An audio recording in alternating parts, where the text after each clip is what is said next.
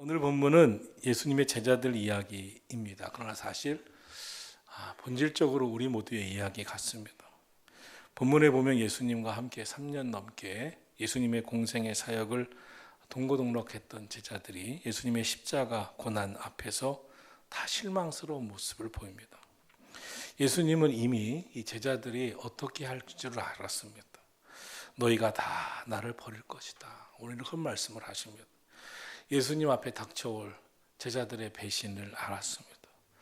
예수님이 이 제자들과 함께 3년 넘게 공생애를 하시고 어떤 이들은 어부였고 어떤 이들은 사람들에게 손가락질 받는 사람들이었지만 불러서 제자로서 아주 하나님 나라를 위해서 크게 일할 수 있는 기쁨을 줬지만 이 제자들이 결정적인 어려움 앞에 오면 예수님이 십자가에 고난 당하시면 다 배신할 거다, 떠날 거다 다 알고 계셨습니다.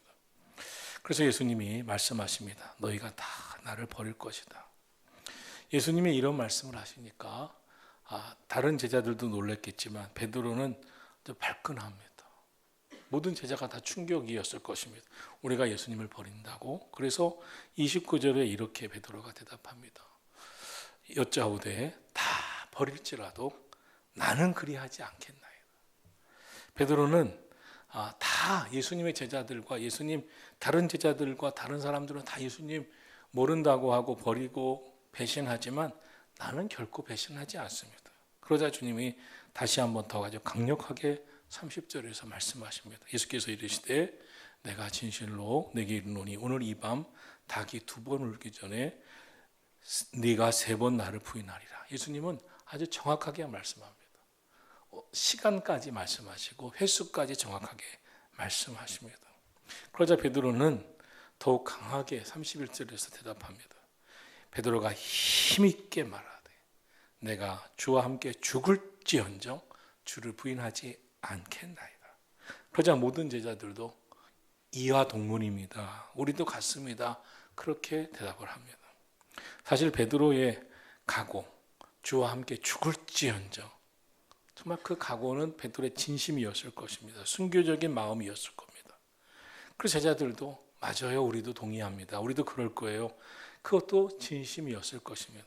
그러나 예수님은 다 알았습니다. 제자들이 이렇게 하고 싶은 것을 알았지만 이런 마음이 없지는 않는 것 다 알았지만 주님이 고난당하시는 현장 앞에서 주님이 죽어가시는 현장 앞에서 정말 주님을 부인할 것을 다 아셨습니다. 그것이 연약한 인간 제자들의 실체일 것을 알았습니다. 그런데 제자들의 주와 함께 죽을지언정 주를 부인하지 않겠다고 한 각오는 어떻게 됩니까? 무참히 깨어집니다. 각오는 대단했지만 현실은 예수님 말씀처럼 그날 밤 닭이 2번 울기 전에 베드로는 예수님을 3번 부인했고 다른 제자들도 다 예수님을 부인하고 도망쳤습니다. 베드로의 각오가 거짓말이었다고 생각이 들지는 않습니다. 그의 각오는 진심이었을 겁니다. 정말 그러고 싶었을 것입니다. 그러나 눈앞에서 예수님이 고난당하시고 자신도 붙잡혀서 고난당할 거라고 생각하니까 그 각오는 지켜지지 않았습니다. 이것이 사실 인간이고 제자들의 현주소였고 믿음이라는 게 그런 거였습니다. 우리가 막 은혜를 받고 또 제자 훈련을 마치고 또 부흥회나 어떤 순간에 은혜를 받으면 막 간증을 하고 결단도 합니다. 나 이렇게 앞으로 이렇게 살 거야. 얼마 전에 우리 그 교역자들하고 함께하는 시간을 가졌는데 이번에 1월 달에 특별 새벽 기도회나 부흥회 때 은혜 받은 이야기를 해보라고 그랬습니다. 하나씩 다 간증을 했어요.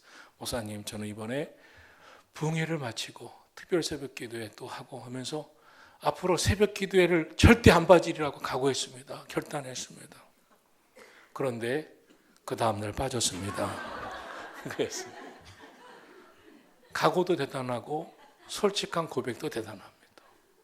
그래서 왜 빠졌냐 했더니 엄마가 안 깨워줬습니다. 각오는 대단했지만 핑계를 엄마한테 돌렸습니다. 엄마가 안 깨워주고 엄마가 없었고 그것이 그 믿음의 현주소였습니다. 제자들만의 이야기가 아닙니다. 우리 교회 전사님들, 신학생들, 우리 간사님들, 우리 다 교육자들이 각오가 대단합니다. 늘 그런데 가끔 보면 각오만 대단합니다. 현지에서는 그렇지 않습니다. 참 안타깝습니다. 하나같이 물어보면 너 왜 그러니? 오늘이 처음이었답니다. 다. 정말 놀랍니다. 나 어제도 봤는데 말은 오늘이 처음이에요. 정말 놀랍니다. 제가 어떻게 그렇게 번번할 수 있을까? 베드로도 절대 아닙니다. 난 절대 주님 부인하지 않습니다. 주님과 함께 죽을 겁니다. 그렇지만 얼마 못 갑니다. 사실 베드로의 인생 스토리를 보면 정말 그랬습니다. 예수님 앞에 신앙 고백을 하죠. 사람들이 나를 누구라고 하느냐? 너희는 나를 누구라고 하느냐? 그때 주는 그리스도시요 살아계신 하나님의 아들이십니다. 야, 시몬아 대단하다. 이것을 내게 알게 하는 혈육이 아니다. 하늘에 있는 영이다. 하나님이시다. 그러면서 막 칭찬을 받습니다. 그러나 나는 곧 고난을 당할 거다. 그때 베드로가 말합니다. 안 됩니다. 고난 당하지 마세요. 내가 다 막아드릴 겁니다. 그때 예수님이 사탄아 물러가라. 너는 사람의 일만 생각하고 하나님의 일은 생각하지 않는구나. 하나님은 만민을 구원하시려고 하는데 너는 사람만 생각하는구나. 이렇게 주님이 책망하시는 사건이 있었습니다. 그것뿐입니까? 갈릴리 바다 위로 예수님이 무리를 걸어오시는 것을 보면서 나도 무리를 걸어오라고 말해주세요. 나도 걸을 수 있습니다. 그럼 걸어오라. 그때 베드로가 무리를 걷죠. 길지는 않지만. 그러나 순간 풍랑이 붑니다. 파도가 칩니다. 그때 풍랑을 보면서 무서워 떨면서 의심하니까 곧 물속으로 빠져들어가면서 살려주세요 합니다. 베드로는 늘 각오는 대단했지만 각오대로 살지는 못했습니다. 그것이 베드로의 현주소고 사실 제자들의 현주소고 우리들의 현주소입니다. 우리 신앙생활 꽤 믿음이 있는 것처럼 하지만 얼마나 갑니까? 얼마나 믿음의 삶을 삽니까? 어떤 분은 한 해를 못 가요. 한 해를. 아니 한 달도 못 가시는 분들도 있습니다. 사실 마가복음의 저자인 이 마가는 베드로와 매우 특별한 관계였습니다. 이 마가복음의 이 저자 마가는 우리가 알고 있는 마가의 다락방의 그 이름의 그 마가입니다. 그의 어머니 마리아는 예수님과 제자들을 위해서 마가의 다락방을 내놓고 왔습니다. 언제든지 사용하시고 또 초대교회에서는 이 마가의 다락방을 이용해서 예배도 기도회도 많이 했습니다. 언제든지 주님의 나라를 위해서 자기 집의 집을 다 개방하고 또 드렸던 그런 어머니의 밑에서 신앙생활하고 성장한 것이 마가였습니다. 이 마가는 외삼촌이 우리가 잘 아는 사도 바울과 첫 번째 전도 여행을 떠난 그 바나바의 그 사촌 조카였습니다. 또 위대한 바울과 함께 제1차 전도 여행을 바나바와 함께 나가기도 했습니다. 중도에 도망쳐서 그렇지 함께 나가기도 했습니다. 그런데 그는 베드로 사도와의 특별한 관계를 가지고 있었습니다. 우리가 사도 바울에게는 믿음의 아들이 누구냐면 디모데입니다. 베드로에게는 마가 요한이라 할 정도입니다. 마가 요한은 베드로의 영적 아들이었고 또 통역을 했고 동역자였습니다. 그렇기 때문에 베드로의 사도에 대한 이야기는 너무 상세하게 쓸 수 있었고 잘 쓰고 싶었을 것입니다. 영적인 아들이고 또 특별한 관계였기 때문에. 그렇기 때문에 이 마가복음에서 베드로의 호언장담과 예수님이 너는 날 부인할 것이다 하는 것과 베드로가 부인한 사건은 베드로의 실패 사건은 하나도 거짓이 없는 이야기입니다. 그만큼 베드로에 대해서는 더 잘 쓰고 싶었던 것이 베드로와의 특별한 관계가 있었던 이 복음의 마가였습니다. 그런데 이 마가복음의 사복음서, 마태, 마가, 누가, 요한복음 거의 복음서 예수님의 이야기가 나와 있는 사복음서 중에 예수님을 3번이나 부인하고 닭이 2번 울기 전에 부인할 거라고 예수님이 예언하시는 그 베드로의 부인 사건은 아주 정확하게 섬세하게 기록이 되어 있습니다. 아마 베드로와 함께 있었던 베드로의 특별한 사람이었기 때문에 더 상세하게 기록할 수 있었을 것입니다. 그런데 베드로가 예수님을 부인하게 되는 것이 오늘 이 밤에 닭이 2번 울기 전에 그것도 3번이나 부인했다고 하는 것은 이 삶은 완전수입니다. 사도 바울도 예수님께 내 몸에 그 육체의 가시, 사단의 가시를 빼어달라고 3번이나 기도했다는 것은 1번, 2번, 3번 기도한 게 아닙니다. 그 기도를 계속 할 만큼 다 했다는 겁니다. 내 육체의 가시를 빼달라고 할 만큼 충분히 기도했는데 하나님이 내가 약할 때 하고 강합니다. 내 은혜가 내게 족하도다. 이것은 이 사도 바울이 그만큼 기도했지만 하나님이 그것으로 이미 응답하셨다고 하셨다는 의미입니다. 그러면 3번 부인했다는 것은 뭐냐면 베드로는 예수님을 완벽하게 진짜 완전하게 부인했다는 의미입니다. 그만큼 3번 딱 했다는 것이 아니라 정말 그 마음이 확 변해서 예수님을 모른다고 부인했다는 것입니다. 닭이 2번 울기 전에, 이것은 당시 로마와 헬라 시대에서는 해가 뜨는 시간을 의미합니다. 새벽 해가 뜨는 그 시간, 곧 해가 뜰 텐데, 그 모든 것이 다 밝혀질 텐데 베드로는 다 알려질 것을 알면서도 완벽하게 예수님을 3번이나 부인하고 떠나갔다는 것입니다. 여러분, 이 이야기를 왜 했겠어요? 베드로는 힘있게 힘주어 말합니다. 나는 주님을, 내가 죽을지언정 주님 부인하지 않겠습니다. 그렇지만 그는 결국 주님을 부인합니다. 무엇을 의미하고 있습니까? 신앙생활은요, 절대로 내 의지나 결심으로 되는 게 아닙니다. 내가 결심한다고 되는 게 아니에요. 신앙생활은 하나님께서 철저하게 은혜를 주셔야 합니다. 목회자가 되고 목사가 되면서 이런 말을 선배 목사님들한테 막 많이 들었습니다. 목회는 장담하는 게 아니야. 박 목사, 목회는 장담하는 게 아니야. 내가 목회 잘할 수 있다. 장담하는 게 아니야. 목회는 사탄이 우는 사자와 같이 역사하는 그 현장 속에 있는 건데 어떻게 장담하나? 목회는 장담하는 게 아니야. 신앙생활은 장담하는 게 아닙니다. 내 믿음이 얼마다. 나 얼만큼 됐다. 나는 어떻다. 절대 장담하는 게 아닙니다. 신앙생활은 철저하게 하나님께서 은혜를 주셔야 합니다. 목회도 하나님이 은혜를 주셔야 됩니다. 신앙생활은 성령님이 도와주셔야 가능합니다. 내 힘으로 열심히 해도 안 되고 아무리 자신이 있어도 안 되는 게 목회고 신앙생활입니다. 그러므로 우리가 신앙생활하면서 장담할 수도 자신할 수도 없는 겁니다. 매일매일 하나님 앞에 또 꼬꾸라지고 또 하나님 앞에 간구하고, 하나님 오늘도 자신이 없습니다. 저는 더군다나 목회를 하면서 여러 번 고난을 겪으면서 처음에는 미국에서 목회하다가 고난당할 때 확실히 꺾여졌어요. 제가 힘이 다 빠졌어요. 그런데 그 후에도 힘은 빠졌지만 꺾인 게 아니라 철저하게 느끼면 내 힘으로 하는 게 아니구나. 난 할 수 없구나. 난 할 수 없구나. 그래서 때로는 한없이 실패자의 마음을 갖습니다.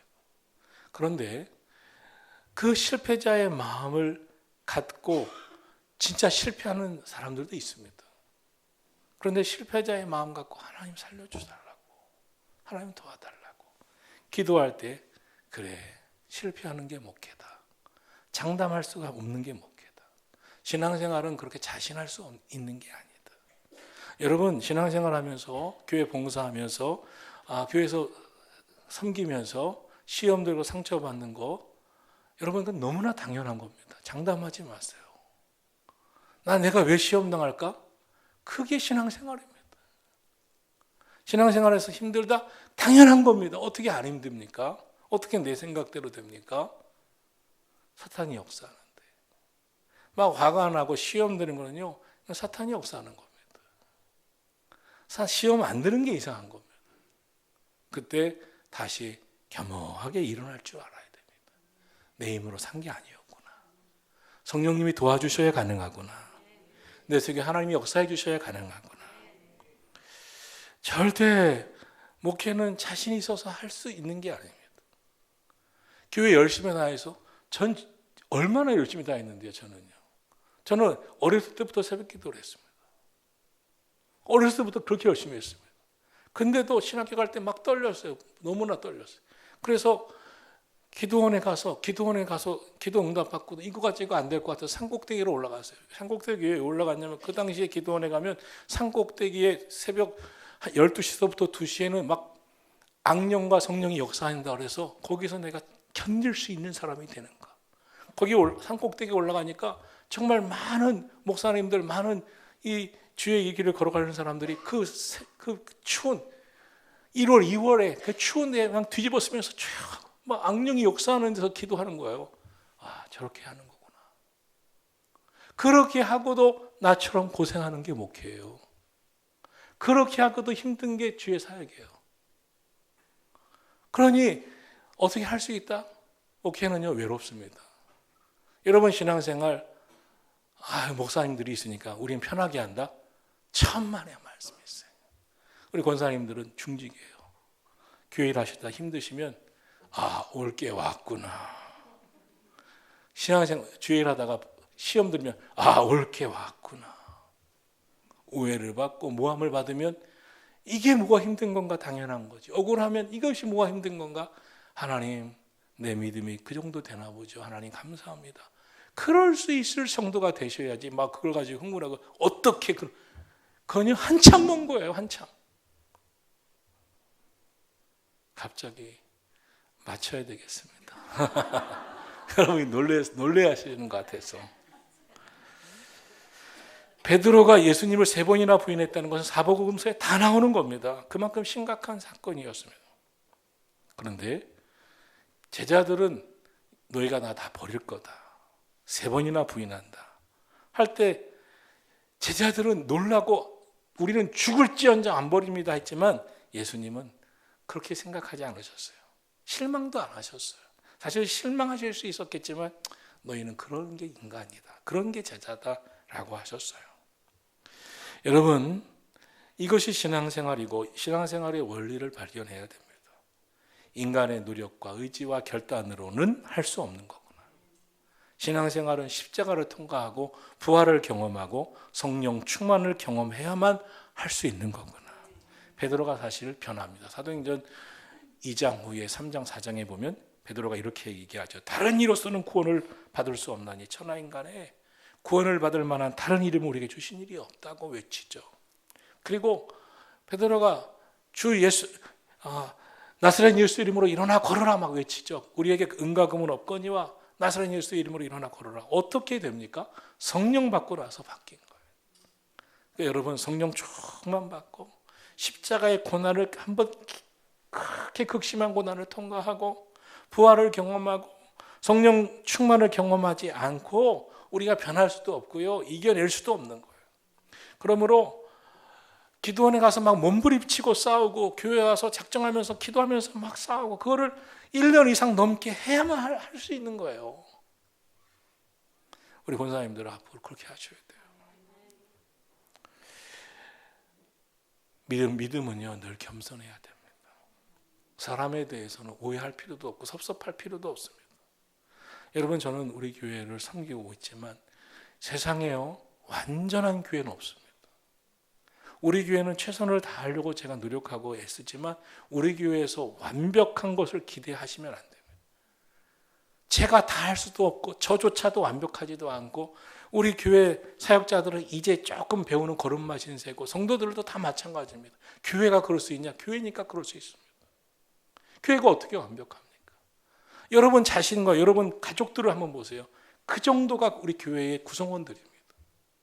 어느 교회가 완벽하다고 할 수 있는 교회가 초대교회도 없었는데 세상에 어디 있습니까? 예수님의 제자들도 예수님 배반하고 다 도망갔는데 어디서 완벽한 교회가 어디 있습니까? 인간이 그런 겁니다. 그렇기 때문에 교회를 보고 실망하고 사람을 보고 실망하고 목사를 보고 실망하는 건 당연한 겁니다. 저를 보면서 철저하게 실망하시길 바랍니다. 저를 보시면 안 되고 주님 보셔야 합니다. 우리 교회를 보시면 안 되고 주님 보셔야 됩니다. 제가 어떻게 잘할 수 있습니까? 잘하게 생겼어요? 아니에요. 노력하는 거예요. 노력. 애쓰는 거예요. 그러니까 저를 보면서 이렇게 생각하셔야 돼요. 아유 불쌍하다. 저렇게 애쓸까? 어떻게 주의 일 너 하겠느냐 할 때 네 하겠습니다 하고 제가 시작했는데 어떻게 애를 안 써요? 욕을 먹어도 시험 들지 말고 괴로워도 사무실에서 혼자 울고 그렇게 하는 거지 목사가. 욕 먹었다고 힘들어하는 게 무슨 목사예요? 가족들에게도 쉬쉬하면서 가족들이 실망할까 봐. 오늘 예수님은 모든 제자가 다 예수님을 떠날 거라고 얘기했습니다. 그런데 그 말만 하신 게 아니에요. 28절에 보니까 그러나 내가 살아난 후에는 너희보다 먼저 갈릴리로 가리라. 아주 비관적인 이야기를 하신 후에 두 가지 낙관적인 이야기를 하십니다. 어떤 희망적인 낙관적인 이야기를 하셨습니까? 나는 살아난다. 부활하신다. 주님은 부활하셨습니다. 그리고 부활하신 후에는 두 번째, 너희보다 먼저 갈릴리로 간다는 거였어요. 갈릴리는 어떤 곳입니까? 제자들과 함께 사역하신 곳, 제자들과 함께 지내신 곳, 제자들과 함께 많은 기적도 베푸신 곳, 갈릴리 근처, 갈릴리를 그 둘레에서 다 예수님이 역사하시고 기적을 나타내셨어요. 그런데 나는 먼저 갈릴리로 갈 것이다. 예수님이 제자들을 처음 불렀고 갈릴리 호숫가에서 부른 베드로, 야고보, 요한, 안드레가 있지 않습니까? 또 제자들과 주로 하나님 나라를 전파하고 기적을 일으키시는 사역을 했습니다. 그런데 예수님이 갈릴리로 가겠대요. 내가 먼저 갈릴리로 가서 너희들과 함께 했던 그 갈릴리로 가서 너희가 다 나를 떠나고 부인하고 나를 배반하고 떠나지만 나는 그 자리로 다시 돌아갈 것이다. 그 너희를 기다릴 것이다. 탕자가 아버지 집을 떠납니다. 유산 챙겨가지고. 그러나 아버지는 그놈의 탕자를 기다립니다. 돌아오기를 기다립니다. 돌아오자 안아주고 회복시켜 주었습니다. 예수님이 마치 갈릴리에서 제자들을 기다리시겠다는 거예요. 회복을 위해서. 예수님과 제자들의 재치가 있는 그곳에서 다시 만나기를 기다리시겠다는 거예요. 예수님이 그 갈릴리. 그런데 제자들은 어떻게 했습니까? 예수님의 부활을 보고도 나는 고기나 잡으러 가리라 하고 갈릴리 바다로 돌아갔습니다.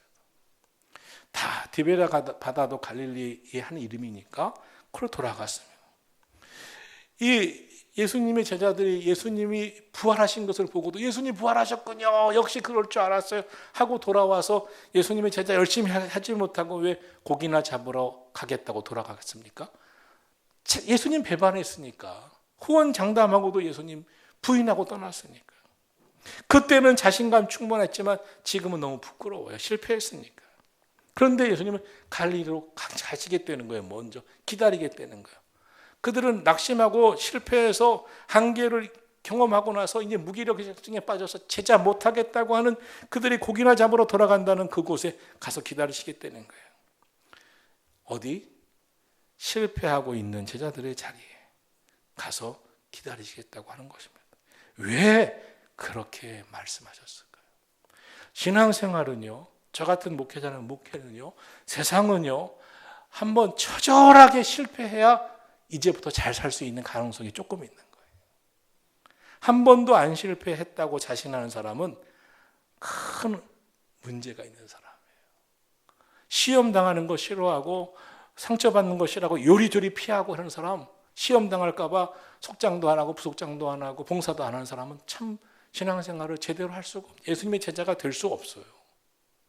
왜냐하면 실패해봐야 하는데, 실패를 극복해봐야 진짜 제자가 되는데, 그 시험 들고 상처받는 걸 요리조리 피하고 실패를 싫어하니 그런 사람이 뭘 하겠어요. 진짜 제자가 될 수 없는 거예요. 요즘 우리 교회 사역자들이 속장을 많이 합니다. 저는 참 잘했다고 생각해요. 그러면서 처절하게 가슴 아파봐야 하는데, 쌤통이라고 생각하는 게 아닙니다. 제가 그래야 좋은 목회자가 되는데 라고 생각하는 겁니다. 여러분, 속장님 하면서 마음 많이 아프셨잖아요. 그게 모든 사람의 모습입니다.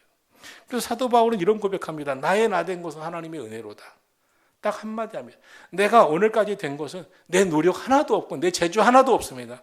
다 하나님의 은혜입니다.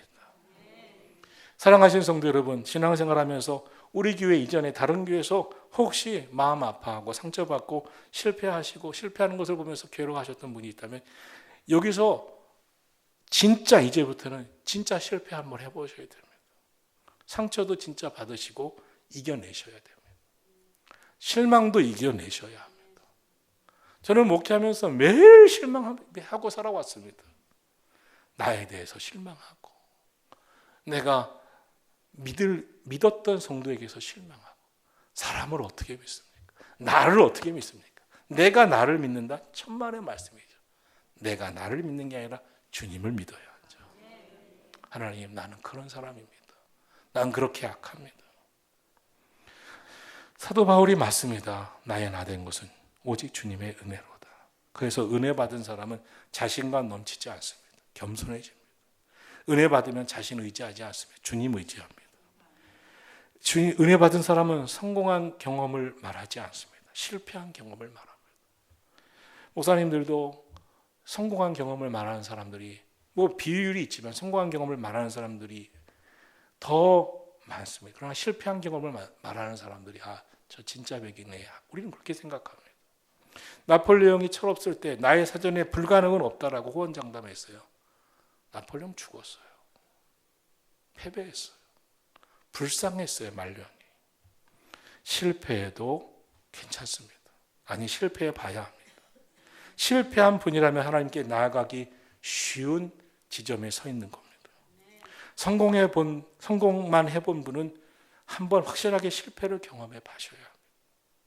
그래야 인생을 압니다. 신앙생활을 압니다. 비로소 나보다 성공보다 더 큰 하나님을 만날 수 있는 기회를 얻기 때문입니다. 사랑하신 성도 여러분, 주님 바라보시기를 축원합니다. 오늘 예수님은 다시 갈릴리로 가겠다는 겁니다. 돌아와서 실패하고 돌아와서 만나자. 실패하고 돌아와서 만나. 내가 너희들 다 실패하고 돌아올 줄 알 거야. 나는 먼저 가 있을 거야. 가서 기다릴 거야. 다 실패하고 오겠지. 그러나 걱정하지 마. 돌아오기만 해. 돌아오기만 해. 예수님이 그 말씀을 하시고 있는 겁니다. 여러분, 넘어졌다고 절망하지 마세요. 쓸모없는 인생이라고 생각하지 마세요. 여러분은 약하다고 생각하지 마세요. 우리 다 끼어질 수밖에 없는 인생입니다. 우리에게 위대한 분은 하나님 한 분입니다. 여러분의 인생 장담, 여러분의 신앙생활 장담하지 마시고 묵묵히 남편을 보면서 왜 저런 신앙인가? 우리 가족을 보면서 왜 저런 신앙인가? 왜 저 장로님, 권사님, 이 목사님 왜 저 정도인가? 그렇게 생각하지 마세요. 다 그 정도입니다. 다. 누가 더 낫겠습니까, 여러분? 가끔가다 그래요. 어떤 목사님 대단할 것 같다고. 저는 다 알잖아요, 그분들을요. 저도 대단하지도 않고요. 여러분이 말한 그분들 하나도 대단하지 않습니다. 대단한 분은 하나님 한 분뿐이에요. 그걸 아셔야 됩니다. 정말 스스로 하나님의 손에 이끌려 살아야지. 주님 바라보면서 살아야지. 믿음 바라보면서 살아야지. 우리 그런 믿음의 사람이 꼭 되시기를 주님의 이름으로 축원합니다.